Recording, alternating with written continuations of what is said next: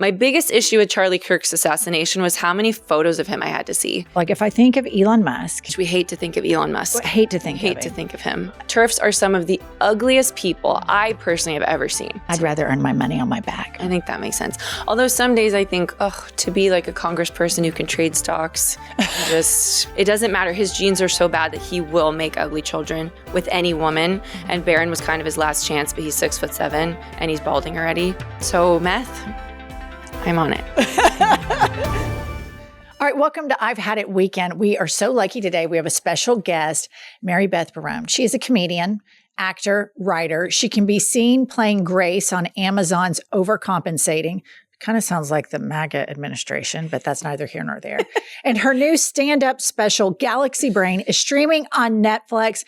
Beth, you are blowing up all over the place and people love you. Thank you. Yes. It feels so crazy. It feels weird that the tide hasn't turned yet, but I'm waiting for it to, for people to get mad at me. Oh, they will. Because today I want to talk about you're bisexual, right? Yes. Mm-hmm. And you're a member of the DSA. Yes. And you are a supporter of Mom Donnie, woke Sharia. Yep. And so why do you hate America? Well, what's to love about it anymore? You know, it's all this woke stuff and American values are totally in the shitter. I mean, no one's having babies anymore. So I just think we need to burn it all to the ground. I'm childless by choice. Uh-huh. I've never been pregnant, but if I had been, I would have gotten an abortion. Mm-hmm. So yeah, I just think we need to rewrite it all, burn it down and rebuild. And I just think we've done it wrong and it's not too late to go back. I agree. My politics align with yours. Although I would just say that I'm DSA curious. Okay. I like parts of capitalism. Me too. I just think the ones that benefit me. The ones that benefit me. I just think it needs to be heavily, heavily regulated. But I want to talk some shit about MAGA women. Yeah. Oh, please. Which I think you and I are the antidote to their insanity. So let's play some of their worst moments. And of course, one of my favorite crazy MAGA women is Erika. I was hoping you'd bring her up. I don't care if it's a trans, if it's a gender confused person, if it's a Muslim, if it's whoever else that's standing in front of you, that's spitting on you, that's cussing at you, that's throwing your buttons everywhere.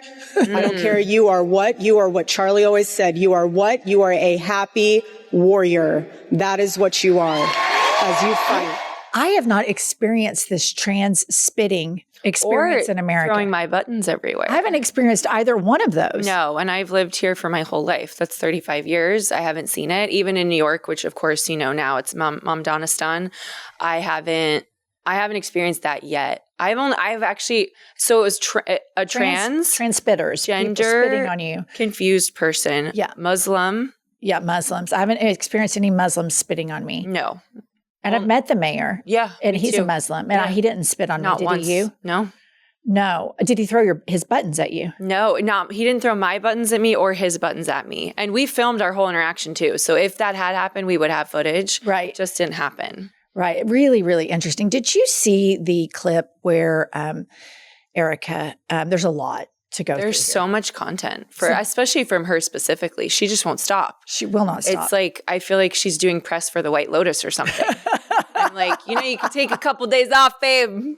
Just sit down and maybe shut the camera off. Let's work on those speeches, those talking points. But the people that listen to her don't even care what she's saying. They don't care if it makes sense. That's what's so frustrating about it. Well, among other things. Did you see the one where she's dressed up as an assassin? Yeah, that you did I did it, yeah. That was so good. Thank you. That was my dabble into being an actress, comedian. Character actor. Was it good? An impressionist. It was perfect. Okay. I think, she's so easy to make fun of because it's just complete nonsense. And the intensity with which she delivers it is, I don't know where she's conjuring that up from.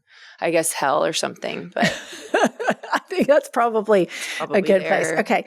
Next up, we have now the soon to be former Caroline Levitt, who fancies herself a big Christian and breeder, world-class breeder. Wait, how many kids does she have? Two.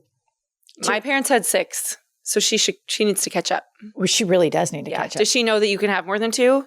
I think that they put that memo out in the regime. The admin. But one thing I really particularly enjoy about Caroline Leavitt is the Christian signaling. You know, she always has the Christian cross on while she's pathologically lying, looking into the camera, like saying, oh, all the Epstein survivors, that's a hoax. Right. Because when I think of Christian values, I think of covering up for pedophiles. Do you? Yeah, well, Catholic values, certainly. Oh, yes, of course. That is.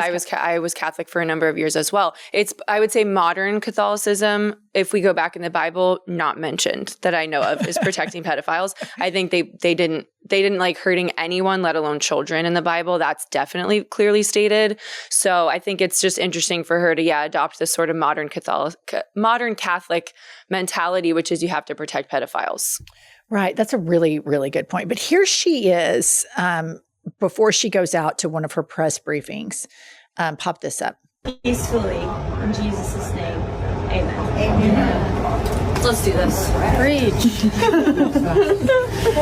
And I just think what our audience didn't see is before you came in, we went and put our prayer rugs towards Mecca and we prayed and then we spoke in tongues together and then we sat down for work and said, let's go do this. And we said, let's get this bread. I need to see a Get Ready With Me with her. I need to know what the glam team's doing to achieve what they're achieving, because it seems like they're purposely making her look. I mean, and also I think it's okay to talk about a woman's looks when they're pure evil. I don't know what your stance is on that. Oh, I'm 100% all about supporting women for good, but these women that are carrying water for the patriarchy, they need to be relentlessly shamed. So let's go at it. What about the photographer for Vanity Fair? Not all heroes wear capes. No, and I think he should get a Purple Heart when we take back the country. It's a great idea. Because that was an act of bravery. I mean, that was like risking their lives type of mission, I would say. Completely. That person, it's a guy, right? Yeah. He could have been deported for something like that. Easily. People have been deported for less. Far less. So I think he's really brave, and I think he should keep taking pictures of Republicans in compromising positions, which I guess just happens to be standing or sitting. That can even be compromising for a Republican when you look like that. You know what I'm craving? I know that there are people that are probably onto this, but we hear about Grindr crashing. Yeah. When the Republicans come to town. Yeah. Charlie Kirk's funeral, even in grief. The grief drove them to do gay stuff. In grief, I would say. I think so. I mean, look how happy Erika is all of a sudden. Exactly. Grief. I don't know. They're more celebratory or something. They are. But I think we need to get a lot more of these people caught in compromising positions. I know. It's like, how do you do that ethically? Not that they care about ethics, but I am curious what that would look like. Because I would say the conservatives right now are really challenging my belief system in that I'm like, I don't want to out people, but then like I kind of do. I do. When it's those I want to out the hypocrites. If somebody is passively living their life and they live in the Bible Belt, or even they live in New York, but their boss is super conservative and they just, for whatever reason, that's not my business. Right. And that's their choice. That's their story to tell. Yeah. But if you're, say, for example, the late Lady Graham, and you hired, allegedly, sex workers all over Washington, D.C., put on red panties and asked trans sex workers to do things anally to you, and then said, don't worry, all those moles on my anus, those are my ladybugs. Right. I think that needs to be repeated frequently and often. I agree. It should be the first thing we say when we wake up in the morning and the last thing we say before we go to bed. Let's get this out there to the people, because I also think it's tough. It would have been so great to be able to do that while he was still here. Don't you think? Oh, I did. Oh, yeah. Yeah, I did. But I think the problem, it is the hypocrisy, and it's the violence against the community that they get to so freely, not freely express themselves, but it seems like he was doing that when he wanted to. So I just think that limiting and inciting violence against those communities when you are a member of that community, but you're ashamed of it, you're hiding behind it. We need to destroy these legacies earlier. I agree. I call these the DL demon queens. Yeah, DL trade down in DC. DC DL trade. Yeah. I like it. Okay. Next up, we have the Twitter account Patriot Takes tweeted that video of Caroline Leavitt that we just watched with this caption: Caroline Leavitt is stepping down. Here she is praying before heading out to help Trump cover up the Epstein files. This is her legacy. And I do think that we need to consistently and constantly point out that on the one hand, these people are always telling us that like breed, have children. And then when you have children, we're going to make sure that their sexual abusers are protected, get pardoned, get, like in the case of Ghislaine Maxwell, gets moved to a cream puff prison. You know, they gave her a dog, Ghislaine Maxwell. Well, here's my big thing is that if you put me in a room with Ghislaine for a few hours, I could crack her. I really believe in myself that if I endeared myself to her, I'm thinking it's an undercover op where I get put in the jail as well. And I'm totally willing to do this, by the way. If anyone listening has the power to get me in there, I think I could convince her to tell me exactly what happened and to name names. So that's one theory that I have. We're not able to prove or disprove. So we'll just say that it's true. Okay. The other thing is, it's like when all these Republicans are like, have babies, have kids. Like, why are you so obsessed with kids? Why are you so obsessed with them? Great point. What do you want to do to them? And now we know. And when you think about Caroline Leavitt with that cross on, or Kristi Noem, the wife of Big Titty Brian, with her cross on while she's fucking Corey Lewandowski, and them being so sanctimonious with us about family values. And I came from Oklahoma. And my mother always told me, my mother's an atheist. So I was raised as an atheist in the Bible Belt. Really lucky. But she always would say, the bigger the Christian, the bigger the freak. Or the bigger the Christian, the bigger the closet. Or, you know, and it always was true. Your mom was saying this? Oh, in the 80s. Wow. Yeah. We had a trans hairdresser too. In the 80s. In the Bible Belt. In the Bible Belt. That's, okay, so you've been liberal all along? All along. That's nice. I didn't have to do any deprogramming. No, I didn't have to reconcile that Noah didn't really build the ark. Yeah, that can be tough for people to wrap their minds around. Yeah. I didn't have to go through that.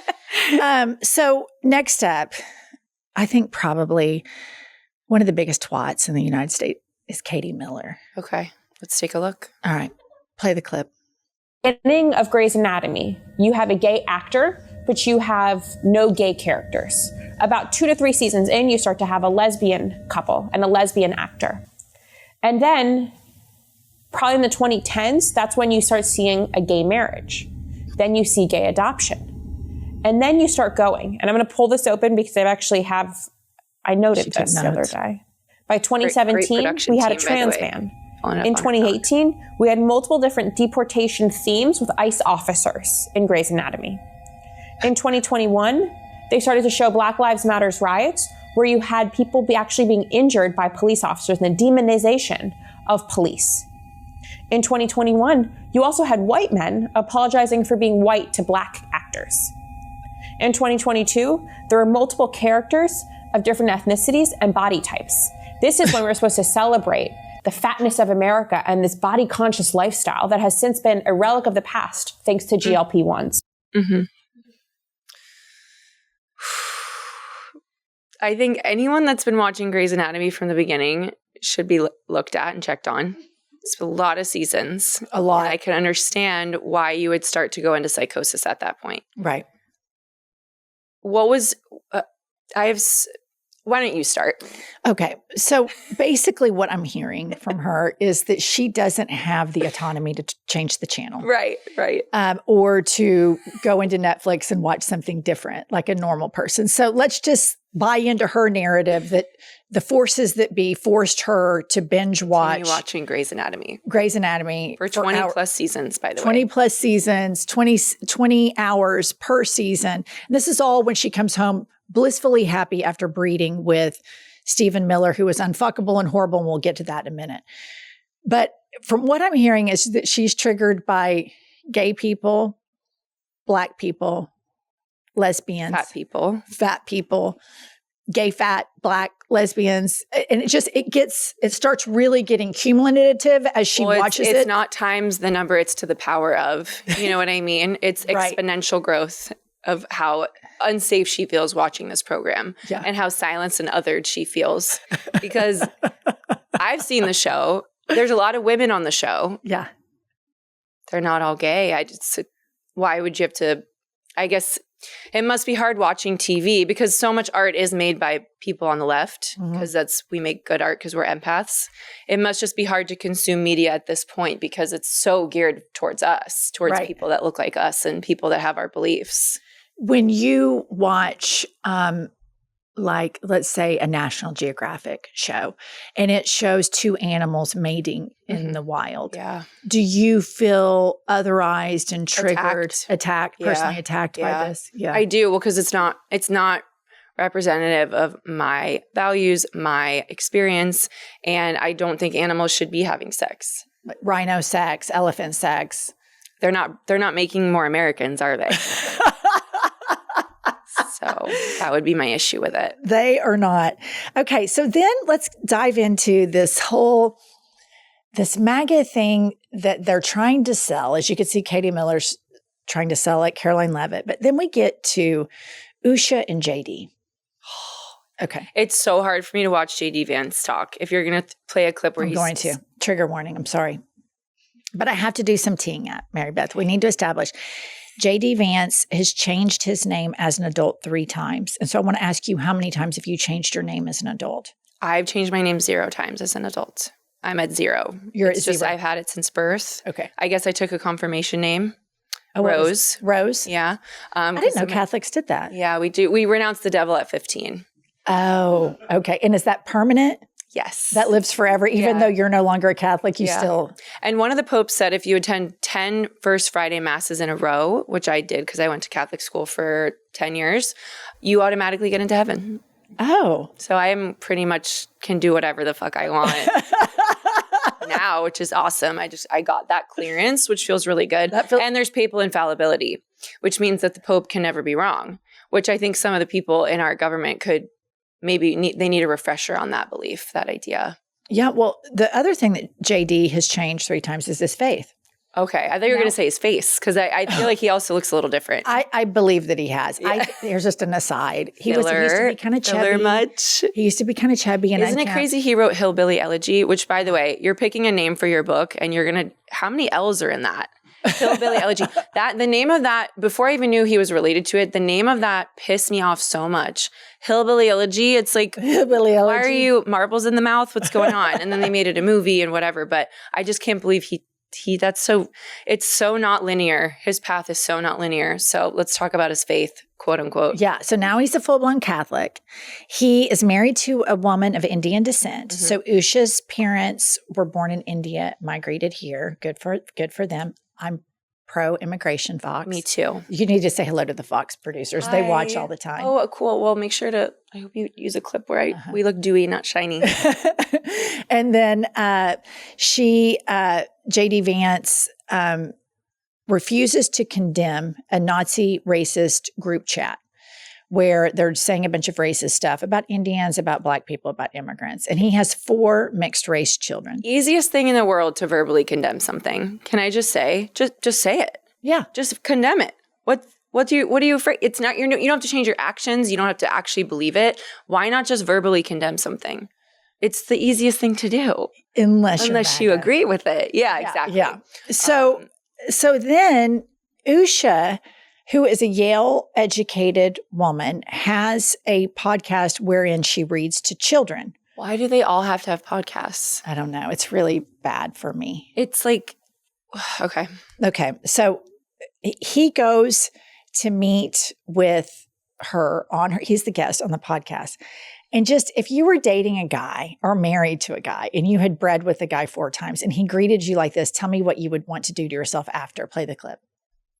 Vice President of the United States, JD Vance. Thanks for joining us today, She's honey. currently of course, reading good to see you. Process. Oh. Thanks for joining us, Play that again. Let Mary Beth see that again. honey. Of course, good to see you. Of course. Good to see you. Good to see you. Well, that's how I greeted you this morning. Good to see you And before. we've never even met before. Exactly. So, yeah, that's it's interesting because the implication, because since she's pregnant, is that they have had sex before. But I wouldn't have guessed that. In vitro. It might have been, but that's even, where's the Bible on in vitro? You know, it's like there's no consistency with these people. And that's, I think, one of my big problems. You know how Candace Owens is just like super unhinged? From my hometown. Oh, is she? Yeah, from my hometown, Stanford. Really? Yeah. You know how she just like every day she gets up and she's batshit crazy and makes shit up. And then she has this career doing it. Sometimes I fantasize about like, I want to do that. I want to be crazy. And so in my alternate world, where I am the left's answer to Candace Owens, this is what I would make up. Okay, I'm excited. I would say that all of these women, Caroline Levitt's 2 kids, Katie Miller's 3 or 4, J.D. Vance's 4 kids, are all Elon Musk's. And he went to the spank bank, left all the semen there, made some deposits. And then as a part of him owning all of these people, he was like, here's the deal. All of your babies you have are actually going to be mine. What do you think? See, I wish sometimes Kind I of wish believable? Totally. If that came out, that would not surprise me at all, because I feel like people that believe in eugenics would pull some shit like that. Yeah. But it's hard to have a base that doesn't believe anything. Mm-hmm. That's the problem for leftists and for Democrats, I think, is that we have logical thought and we're not just going to believe whatever you throw out there. So I think if there was a way to, and the problem is that even if you proved it, the conservatives wouldn't believe it. So I think as far as a conspiracy theory, I think why not just spread it? Like, why not go for it? Yeah. Like, what's the harm? Who are we really harming in that case? The people that are harming the world. Exactly. I think we should question their ability to even like procreate or even ejaculate. I would need to see it. The semen? I would need to see it, come out in order to believe that those men are doing that. Okay, let's move on to Melania Trump. Oh, okay. Okay, so out of the clear blue sky, Melania has been AWOL the entire presidency, right? Yeah. She just has not been around. She hasn't done anything. She's kind of like, fuck you. Well, she said, I don't really care. Do you remember that jacket? Yeah. She meant it. She got paid First $40 term. million on the Netflix documentary. You want to know what my number one takeaway was? What? She sat down with the editors and with the team and said, I don't care what you film, but put this in here. When I say goodnight to him, he walks one way and I walk the other. I don't want one person thinking that I fuck him. Yeah. And we don't, by the way. She went to extreme lengths to make sure we all know that she doesn't fuck him. So she doesn't care, all the stuff. Out of the clear blue sky, our, missing first lady appears to deny knowing Jeffrey Epstein. I was like, well, this is weird as shit. Right. The reason she denied it is because her former best friend is this gal by the name of Amanda Ungaro. Okay. Amanda Ungaro is a Brazilian woman who is married to one of Donald Trump's best friends, who now works in the Trump administration, et cetera. And he and Amanda are getting divorced. And he called his friend Donald and said, please deport Amanda. Okay. So ICE went and picked her up. Yeah. Conveniently, the guy, the ex-husband of Amanda Ungaro, is the cover story for Donald Trump and Melania to say he set them up. Okay. He set That's up how Trump they and met Melania. each other. Right. Yeah, he is their alibi. Mm-hmm. Amanda gets out of ICE custody back in Brazil, starts mean tweeting Melania. You bitch, you didn't stand up for me. You knew that they were deporting me. I'm telling everybody the truth. I'm telling them exactly how you met Jeffrey Epstein, was that you were a 2-bit hooker. And after Jeffrey Epstein was done with you, he passed you off. That's what she's claiming. Okay. So knowing that backstory, because I was like, why is she doing this all of a sudden? Right. Here's what she comes out and says. The lies linking me with the disgraceful Jeffrey Epstein need to end today. The individuals lying about me are devoid of ethical standards, humility, and respect. What do you think about the ethical standards? And the humility and the respect. I used to do a Melania impression. This was first term. I stopped. Why? Do you oppose cultural appropriation? Yeah. No, I do actually, but not in that case. There's not much culture there. I mean, did you see what their old apartment looked like? Yeah. I love that she said it has to end today, as if she has the power to declare something like that. Here's what I would do if I had a best friend on the verge of becoming an ex-best friend who had internet access. I would not have them deported, because there's going to be internet wherever they're going, and they're going to be able to say whatever they want. What's interesting is I knew that she had done this speech, but I knew it was going to be in response to something, but it was like, oh, there's going to be a bombshell. It's a distraction tactic. I never even heard the other side of it, which was that someone with insider information is coming forward. Here's my thing, right? If I am a sexual predator and I have all this history that's so well documented, communications with the most notorious sexual predator in the history maybe of like at least our country, I'm not running for president. I'm going to stay quiet. I'm going to be in the shadows. This is just me though. I'm not going to try to get to the highest office, because then it's like people will want that to come out. So I'm just saying, like, I would never do that. But if I did, I certainly would not run for office, because people are going to be looking for that sort of thing. So I just don't understand it. Maybe he wanted immunity. I know there's a lot of theories for that as to why he would then run for office, or just stupidity, thinking you're invincible. There's just so many things that I just cannot wrap my mind around. I think that is a normal person's reaction, the way we read all of this. We read it like, why would he run for office? Why would he do this? Why would Melania do that? I think that's the way a normal person would think about it. But these people aren't normal. Donald Trump probably doesn't think Jeffrey Epstein did anything wrong. You have to, in order to apply what you would do in that situation, you're giving them something they don't have, which is a normal moral judgment. Right. And Melania doesn't have that, and Donald Trump doesn't have that, and all of these people that work for him don't have that. I mean, these people are so broken from the onset. Yeah. Which now I want to dabble over to this J.K. Rowling situation. Oh my God.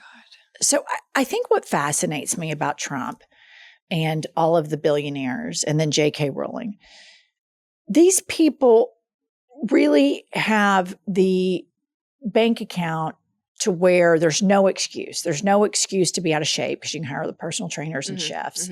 Your blood work should be fucking perfect. Yeah. Because you have all this time to devote your teeth, your skin. Have your blood reinfused. All of those all things. That stuff. Whale sperm facials or something. All of it. You can just sit around, and it could be me time all day, every day, right? But instead of it being me time, they're in everybody's business time. And if you listen to some of the richest people in the world, like Elon Musk and J.K. Rowling and that prick, he lives here in New York, Bill Ackman, they act like they're victims. They act like there's this huge cabal of people against them. And in J.K. Rowling's instance, she thinks it's trans people. And I heard that you have some thoughts on her and these TERFs. So first tell me what a TERF is, and then please go off on J.K. Rowling. Well, TERF stands for Trans Exclusionary Radical Feminist. So it's a group of women, presumably cisgender women, who feel that trans women are trying to like invade women's spaces or take something away from the work that women have done to get to where we are in society, which is obviously nowhere near equal to men. So it's people who don't consider trans women as women. Now, TERFs are some of the ugliest people I personally have ever seen. Physically, well, and in inside and out, I would say, because they're extremely vocal, and they're putting their faces out in front of this issue, which is that they don't think that trans women should be using women's bathrooms or be included in women's groups or in women's spaces at all. So they just really. And it's this idea that like I don't really know how they've done it with the culture war, but the people orchestrating it have done a very good job of making it seem like trans people are the enemy, when in reality it's a very small percentage of the population, and they just want to exist. In my experience with trans people, they want to exist and hopefully make music. Yeah, so they're really good at making music, and so it's fascinating because J.K. Rowling has taken first she writes Harry Potter, right? Then she decides, I'm going to be a crusader for this cause. She's actually started a fund to help people financially who have, I'm trying to think of how it's phrased, who have like sued businesses for being pro-trans and lost. She wants to help those people financially. So it's not only is she very vocal about this, but she's actually putting dollars behind it. And so I just don't understand if I'm a billionaire. Like I said, I'm going to kick back and maybe have some fun in my life. I'm not going to be on Twitter talking about trans women and trying to it is truly inciting violence against this group of people who are really, as I said, just trying to exist, and they deserve rights, they deserve dignity, and they deserve to be treated with respect. So she has just completely tarnished her legacy, and she doubles down on it every chance she gets. So now they're making this Harry Potter TV show, and a lot of actors are participating in it, and there's a lot of anger and disappointment, I think, in the LGBTQ community. But I think J.K. Rowling, I don't know. There's not an English word to describe her. There's maybe a French word. I'm not sure. I'm not sure what it is, but there's an ugliness, inside and out. And just like, what is it for? What are you accomplishing? What's the goal? There's a through line here, though, if we think about it. Like, if I think of Elon Musk, J.K. Rowling. Which we hate to think of Elon Musk. Hate to think of him. J.K. Rowling, Bill Ackman, and Mark Zuckerberg, all of this, there are some commonalities. They all have bank accounts that could choke a bull. Mm-hmm. A lot of them are all chronically online. They are somehow victims. Always, it's the victim mentality. Because I used to be Republican. I don't know if you knew that. I was Republican for 20 years. And what kind of Republican? Like lower the taxes. Country club Republican. Yeah, exactly. Okay. So, because I am from a liberal part of Connecticut, but my parents were conservative, never MAGA, never anywhere near. Like when you say conservative, where I come from, that means like pro-life. The Earth is 6,000 years old. Oh, the Catholic, but not creationist. Interestingly, like Catholics. They always knew. They're very smart, my parents, but I think they just thought people. I don't know, like. They were just maybe misinformed about like what social programs actually are, and they just wanted to pay less taxes. Because my dad was a doctor and my mom was a nurse. They had 6 kids, so it was like, Did they not believe in birth control? Isn't that a Catholic thing? They actually did, interestingly. They wanted 6 kids. Oh, on purpose. So they went for it. Really? And they nailed it. They totally nailed it. Now they have 6 liberal children, which is wonderful for everyone in the house. Are they still conservative? No. We all made the jump. My older siblings probably did a little bit earlier, but when Trump ran, it was sort of like they didn't recognize their party. And my parents, as I said, they're very intelligent. So my dad passed away last year, but he died a liberal, and my mom is extremely liberal now. So did your dad, just doing a little cleanup work here, did he do the 15 or 10 Good Fridays? Oh my gosh, to see if he would go to heaven. I don't know. I think he probably went to heaven for just being a good person. So I'll see him there. But I had to take the easy way out because I'm bad. I'm bad to the bone. So I was Republican. I understand the victim mentality and how effective that can be.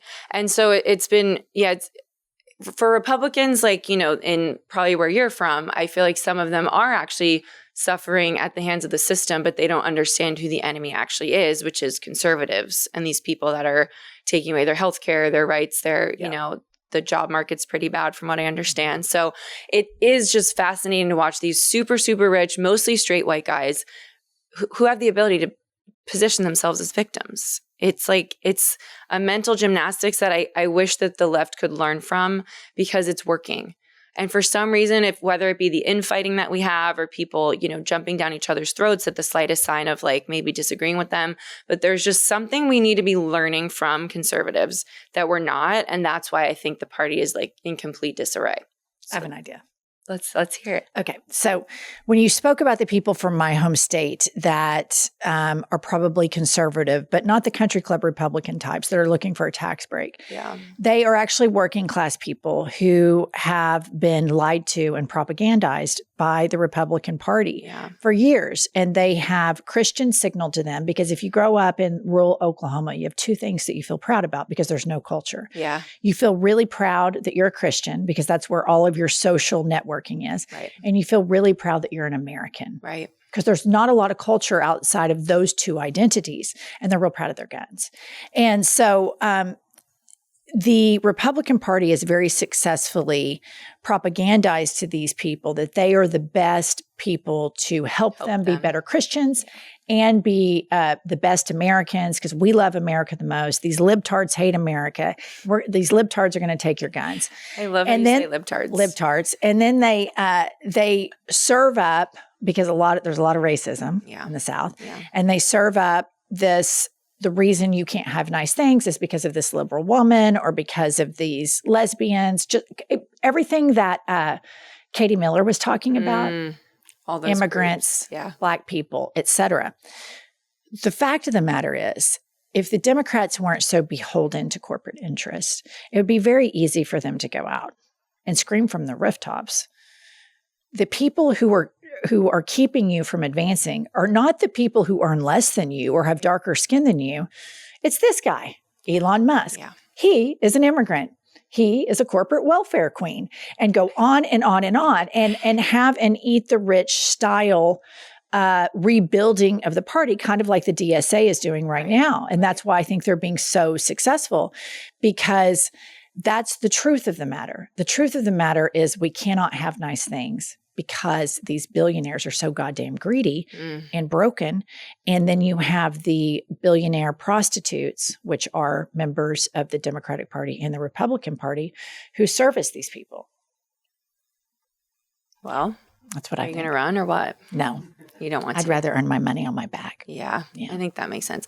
Although some days I think, to be like a congressperson who can trade stocks, just Marjorie Taylor Greene figured that out really quickly. She was a lot smarter than I gave her credit for. I will, and she's so interesting. There's a few people that have come forward recently who I'm like, I know you're bad to your core, but I'm agreeing with them occasionally, or I feel like I'm just wondering what their goal is too, because it's like for Marjorie, for example, to speak out against the party, like what's that about? Self-preservation. But does she think she'll get reelected? Is she even in office? It's actually really smart. So I think her term ends soon.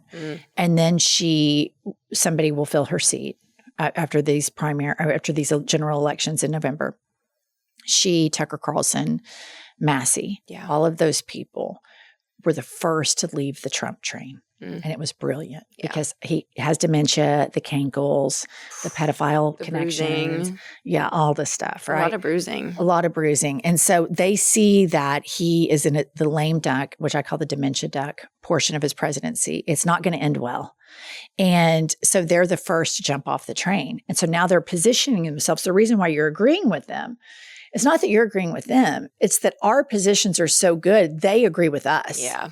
Trump is objectively thief, a con man, unattractive, bad at applying makeup, all of the things, that cause his ego to be so fragile. But no, it's going to be a really dangerous time. But let's talk about how great it is to live in New York. Zoran's approval rating just came out. And this was the greatest thing, Mary Beth, because on the day that his approval rating came out at 69% approval rating, which is unheard of. Horny, by the way, 69%. 69, a little horny. Exactly. Summertime. All the plowing that he did in the winter. Remember, in the filling of the holes? I remember. Yeah. A lot of holes were filled. Record number even. Record number. Yeah. And so now we're at 69. But before this poll was released, the Wall Street Journal, which is a Rupert Murdoch-owned conservative rag, their headline said, the Zoran Mamdani honeymoon is over. That was their story for the day. Well, now we're in a happy marriage.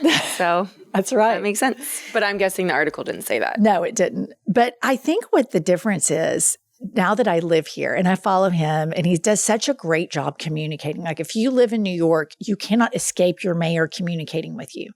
He's always like doing collaboration posts, and he's just, my son lived with me. He's in college. He lived with me for the summer, and he goes, God, Mom, Zoran's everywhere. He's everywhere. And that's the way it should be. But the difference with Zoran is every time he's talking to us, he's telling us what he's doing for us. Right. Directly. hey, New York, we have this problem and here's how I'm going to fix it. Like he was talking about cooling the subway things, using, really smart people shit that he was going to do to cool the areas. And then when you hear MAGA speak, it's like what you heard them all. I took you through like that. Mad Libs or something. Yeah. And that's my take on when you actually have politicians that support and work for you, you feel good about it. Yeah. And I think what's so great and should be a wake-up call to the Democratic Party is that Zoran ran on a platform. He had a graphic with 5 priorities of things that he wanted to do. City-owned grocery stores, free buses, childcare for all. There were a couple other things. It's like he showed people what he wanted to do, and he had the public speaking skills, the charisma, and what seemed to be the follow-through to like actually pull those things off. And now that he's in office, he is doing those things. So I think when we look at like these political consultants who are going to probably lose another election for us. And it's like, you have to appeal to the middle. You have to be centrist. You have to be moderate. It's like, no, you have to like say what you want to do and outline the ways that you are going to accomplish that. And it should be things that are going to make the constituents' lives better. Like, it's not that hard. Do I sound crazy? No, I saw online somebody was saying with Zoran, are you telling me this whole time that this is all the politicians had to do? That it was this just to say, I'm going to do this? And it's the truth. Okay, I want to play a game with you. It's called Had It or Hit It. Ooh, okay. Okay, so if you like something, you'll obviously say hit it. If you don't like it, you'll say I've had it. Okay. Had it or hit it, Sophie Cunningham. I don't know who that is, so I'm going to say had it. Great job. Is she in the NBA, WNBA, Yes. the one that's like coming MAGA. after? She's coming after. This is why I don't like to absorb those people's names because it's like it's bad energy. Your instinct was great. Because I've been seeing some infographics about her, and what is your goal, What does she babe? care? You just want to be more famous? Just make some more baskets or something. Do you know how many trans people play in the WNBA? I think 0. It's 0. And it just makes players. It makes all players less safe when you have those types of rules. And there are people who are born assigned female at birth, biological women who are athletes who have genetic and hormonal advantages just because of their genes. It's like, so what are you going to do? Well, what are you going to do? You're going to test people's like testosterone levels or something? Do we think MAGA, and I'm just going to be pretty blunt here, do we think that if we were in a room full of MAGA people right now watching a WNBA game, and if they see 6 foot tall and taller Black women, that they aren't immediately going to say, well, that's a man. Yeah. Well, that's a man. You got to check their whatever. Yeah. I mean, it's like she's going to seek protection in a group of people that are trying to take her right to vote away, much less, the basketball. Okay, moving along. Had it or hit it, homeschooling. So it depends. It depends on the intentions with the homeschooling. Okay. My sister's kids are unschooled, which means they get to learn what they want. And they take different classes and they're in different clubs and they don't have a normal school structure. I know. Is this like some hippie woke shit? It's, I thought it was, but this sounds like some woke. There are a few 100,000 unschooled children in the US. And I would say my nieces are all wonderful people that I enjoy being around and they're very intelligent. So I then have a niece and nephew that go to school and that's what works for their family. Which ones are smarter? Ooh, we'd have to unschooled or the schooled. You know what? I'm going to set up some sort of competition and we'll see. We'll put it to the test. I think if it's Christian values that you want to what is the word? What's the word? Like indoctrinate through homeschooling and like tell them that dinosaurs didn't exist, then it's a had it for me. Yeah. But hit it if it's done because you don't want your kids to be in that power dynamic or something. I'm fine with that. Just a couple follow-up questions about the unschooled. Absolutely, yeah. Is that all the way to 18 that they're unschooled, or at some point do they get schooled? So they always have the option to go to school if they want to. One of my nieces, So at like 14, you could say, I don't want to go to school anymore, and I really hate algebra, and that's the end of it. Well, I've never seen it done that way. It would be like if my niece at 14 was like, I want to go to school now. I want that structure. I want to see what it's like. But I have one niece who's in college now. She was unschooled. She's an artist. She took a lot of art classes and really developed those skills. And then she took the ACT, got into college to art school, and now she's doing that. So it's like, it's sort of a choose your own adventure style learning, which I know would not work for most people, because my sister was able to stay home with the kids and manage that. And she's incredibly smart. She has a master's in math. So I think it is really like, homeschooling is nuanced. And I know there's a lot of people that homeschool with bad intentions, and it's kind of scary. Yeah. And they're breeding like, 14, 15 kids. Like and the they're Duggars. Yeah, the Duggars. You know, that. I don't like Did to you watch invoke that their documentary? name. I don't like to go near that stuff. Oh my God. I really love crazy Christian documentaries. I really love it. I'm watching this Mormon one right now. It's so good. Secret Lives of Mormon Wives. No, it's called, it's about a lady who goes undercover and, infiltrates the Mormon camp. Jonathan, do you know Jonathan Van Ness? Yeah. He told me about it, so I'm watching it. But okay, I digress. But the Duggar documentary. So the wife gets down on the floor, and they have these little booklets, these homeschooling booklets, and they teach. And it showed like a caveman with a dinosaur as its pet, and they teach that. Where do these kids end up, by the way? Where's the Duggar family? They're in Trump's cabinet? No, a lot of them are in jail for child molestation. Yeah, see, the older brothers molested the younger sisters, which is terrible. If it's like homeschooling and there's like no doors, like the kids don't have doors on their bedroom, just like, I don't know, like a more authoritarian style, or like they do hit their kids. That's not for me. I think a more metropolitan style of homeschooling is fine, but cities just do it. Cities do it better. Yeah. I think that's true. Okay. Had it or hit it, Trump's new wig. Oh my God. I haven't seen it yet, but I'm going to say had it. Yeah. I don't ever want to see him again. My biggest issue with Charlie Kirk's assassination was how many photos of him I had to see in the days, weeks, months after. I don't want to see that guy on my phone. Yeah. My phone's for fun stuff. Yeah. That's where I look at hot people. Yeah. And I want to see them, and I want to like my friends' photos. Whether you're pro or anti him, I just don't put his picture in front of me. Please. And for Trump, oh my God. Oh, so it's that's more, his wig. More feathered. I thought it was pretty good. I hate giving credit where credit is due, but I thought they did a pretty good job with it. He got the Robert Redford. He did. He went in and he said, give me the Robert Redford. Yeah. I thought it looked pretty good. I mean, for him, his personal hygiene is so bad. It's bad. He doesn't blend his makeup. Rumors that he stinks to high heaven, is constantly farting. Well, he's shitting himself. Pants, yeah. Snorting Adderall, things like this, allegedly. Sounds like just like a 20-something finance guy. Shitting his pants in. Okay, had it or hit it, Barron Trump. Oh my God. Well, have you heard? You've heard I have a bit about They Barron told me Trump. about it, so I want to hear it, and I'm sure my audience hasn't heard it. So let's hear your bit. Oh my gosh, it's hard for me to remember the bit, but it's something about how Trump's a bad father because all of his kids are ugly.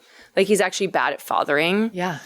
Because all of his kids are ugly, and it doesn't matter who he breeds with. This isn't part of the joke, but this is the thought behind it. It doesn't matter. His genes are so bad that he will make ugly children with any woman. And Barron was kind of his last chance, but he's 6'7" and he's balding already. It's not looking good. Unfortunately, how many kids does he have? Like 15, 16? A lot, yeah. And they're all just uglier than the one before. Well, according to my new podcast that I just started with you mid-podcast of this, they're actually all Elon Musk's kids. Yeah, of course. So then I guess Trump can use that and say, like, actually, they're not. Actually, he would probably like that because then he could say, like, they're not mine. Did you know that during Trump 1.0, he famously told one of his aides, because they all leaked, that he didn't want to be photographed next to Tiffany because she was fat. And then this is the of all the reasons to not want to be photographed next to Tiffany. That wouldn't be in my first 100 reasons, I don't think. Agree. Okay, moving along. Had it or hit it, Big Titty Brian. Ooh, had it. Yeah. Yeah. Can we pull him up? Yeah. Can we pull up Big Titty Brian? He told his dominatrix on OnlyFans that he wanted to be a trans bimbo slut, which I support. Of course. Big Titty That's Brian. the thing that's so frustrating about it. Yeah. Too. I support Big Titty Brian more than Big Titty Brian supports Big Titty Brian. I support Big Titty Brian's right to transition and live life happily in whatever that looks like. That's Big Titty Brian. And the nipples so askew. This is what happens when you don't have gay friends to the LGBTQ plus community. Like here, the pink panties, and then it looks like he's probably going and borrowing some of Christie's stuff because Christie is out fucking Corey Lewandowski. Christie's new face, by the way. If I paid all that money for a new face and I got that, yeah. I'm asking for a refund. The MAGAification of her is so fascinating to me because if you look at old pictures of her, she just looks like a Minnesota mom. Wait. With that haircut. Do you know about all the old pictures of her when she was a governor? No. Well, I've only seen a few, like her little portraits. When she was governor of South Carolina, not South Carolina, South Dakota, you would think that— Even more random, by the way. Yeah. Even less like impactful. Totally. So you'd think, okay, she was doing governor stuff, and we know about cricket. She shot cricket. She shot cricket. Nobody talks about the Point blank goat. But she range. also shot their goat. But let's get all of that aside. She's a cowgirl. She's running a ranch. She's the governor, etc. Well, a listener messaged us that all of this cosplay that she was doing in the Trump regime wasn't new and encouraged us to dig around and find all of these other cosplaying she did while she was governor. And what we found was absolutely breathtaking in its diversity and scope of what this woman accomplished and what she did. Okay. Oh, it's literal cosplay. Okay. So this, while she is the sitting governor, and again, I want you to imagine, listener, and Mary Beth, I want you to imagine your current governor. Here she is dressed up as a nurse, and here she is dressed up as an electrician. But wait, go back. She has pigtails. Yeah. Electrician with pigtails. Female electrician too, by the way. Now think about these being advertisements for porn, like an old VHS cover. All right, now go to the next.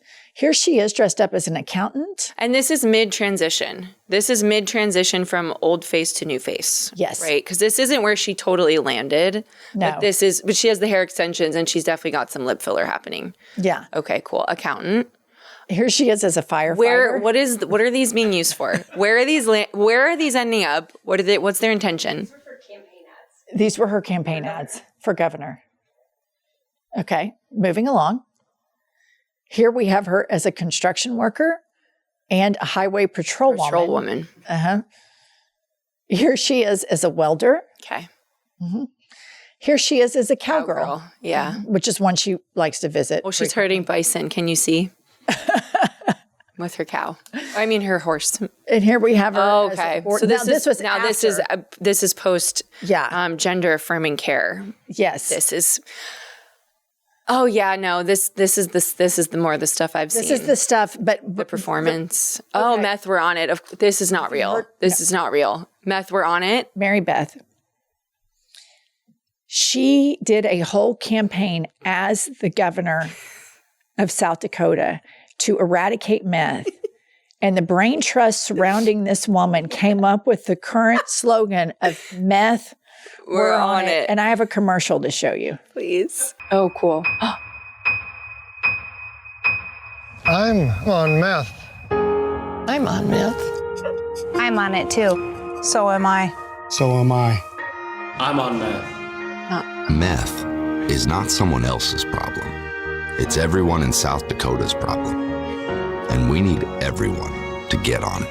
I'm on it. I'm on it. I'm on it Not too. the kids. Leave the kids out of this. So this is her. Okay. That's her premier policy, aside from I would love to see the numbers on that. How much it impacted the people the number of people in South Dakota that were on meth. Because to me, it's like actually encouraging people to try it. That's what I think. When I was growing up, there was a anti-meth campaign that was like just once or like not just once. Like, I don't remember the exact phrasing of it, but it was like, if you try it, it's never just once. Like, if you try meth once, you're going to become addicted to it. That was very effective. And it showed people, strung out on meth. If I see a grandpa kissing his grandson and I'm like, he's on meth, I guess it's not that bad. Like, it's not debilitating. So I could try. I mean, you could try it. So when I was young, the commercial was this. This was in the 80s. It was a skillet. And it said, this is your brain on drugs. Yeah. This is your brain on drugs. Yep.